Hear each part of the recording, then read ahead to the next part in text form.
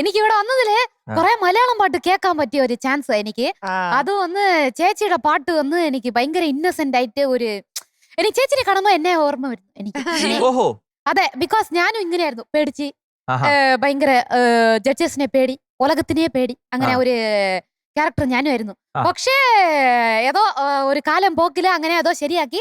ചേച്ചിക്ക് ഇതെല്ലാം ഒരു ഫസ്റ്റ് ടൈം ആയിരിക്കില്ലേ ഇങ്ങനെ ഈ റിയാലിറ്റി ഷോയിൽ ഒന്ന് പാടുന്നത്, ഒരു എക്സ്പീരിയൻസ് ആയിരിക്കില്ലേ, അത് മനസ്സിലാക്കാൻ പറ്റും. പക്ഷേ ചേച്ചി സൂപ്പർ ആയിട്ട് ചെയ്തു.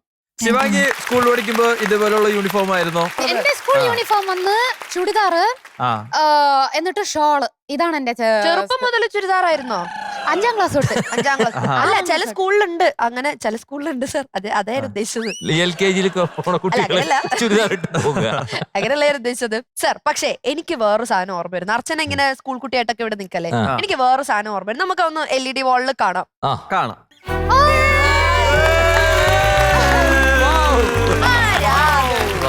ഒന്ന് പറഞ്ഞേ ആരാത്? ഞാൻ പറയാ. ഇപ്പൊ അമ്മ തന്നെ പുകഴ്ത്തിന് പകരം മകൾ ഞാൻ പുകഴ്ത്താം. എന്നാന്ന് വെച്ചാ അമ്മയായിരുന്നു ആ ഒരു സ്റ്റേറ്റിന്റെ, അതായത് തൊടുപുഴാങ്കര ഗ്രാമത്തിന്റെ മികപ്പെരിയ ഒരു സിംഗർ ആയിരുന്നു. അത് മാത്രമല്ലാതെ ഇത് വന്ന് അമ്മ മോണോ ആക്ടിങ്, പാട്ട്, ഡാൻസ്, അമ്മ വന്ന് കലാതിലകമായിരുന്നു. ഇന്നേവരിക്കും തൊടുപുഴയില് അമ്മയെ കഴിഞ്ഞ് കലാതിലകം അടിച്ചിട്ടില്ല.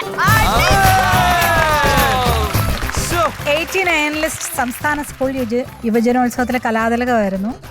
അപ്പം അന്ന് നിറയെ എല്ലായിടത്ത് പോയാലും ഫസ്റ്റ് പ്രൈസ് വാങ്ങുമായിരുന്നു. അന്ന് ഓൾ ഇൻ ഓൾ ചാമ്പ്യൻ എവിടെ ഉണ്ടെങ്കിലും അതും വാങ്ങുമായിരുന്നു. അപ്പൊ അന്ന് എടുത്ത ഒരു ഇതാണത്. 10ാം ക്ലാസ് മോണോ ആക്ട് ചെയ്യുമായിരുന്നു. മോണോ ആക്ട് ചെയ്യുമായിരുന്നു. അതൊക്കെ 7ാം ക്ലാസ്സിൽ നിർത്തി. പിന്നെ കഥാപ്രസംഗം സ്റ്റേറ്റിൽ ഫസ്റ്റ് ആയിരുന്നു. നമുക്ക് അതൊക്കെ ഒരു ദിവസം ഇവിടെ ഒന്ന് കാണാം. അമ്മ വന്ന് ഈ പൂച്ച ശബരിമലയ്ക്ക് പോകുന്നു. അയ്യോ, അത് കാണിച്ച് കഴിഞ്ഞ പ്രാവശ്യം ഇവിടെ ഇനി മിണ്ടരുതെന്ന് പറഞ്ഞു. അങ്ങനത്തെ അത് മിമിക്രി. ഞാൻ മോണോ ആക്ടാ ചെയ്തോണ്ട്. ഞങ്ങൾക്ക് മോണോ ആക്ടും കഥാപ്രസംഗവും കേൾക്കണം. നമുക്ക് വേണമെങ്കിൽ ഒരു ദിവസത്തെ ഇൻട്രോ അങ്ങനെ ആക്കാം. ചേച്ചിയുടെ കഥാപ്രസംഗത്തോടുകൂടി റെഡി. Musical wife. ഞാനും ഒരു എക്സ് മോണോ ആക്ടർ ആയിരുന്നു കേട്ടോ പണ്ട്.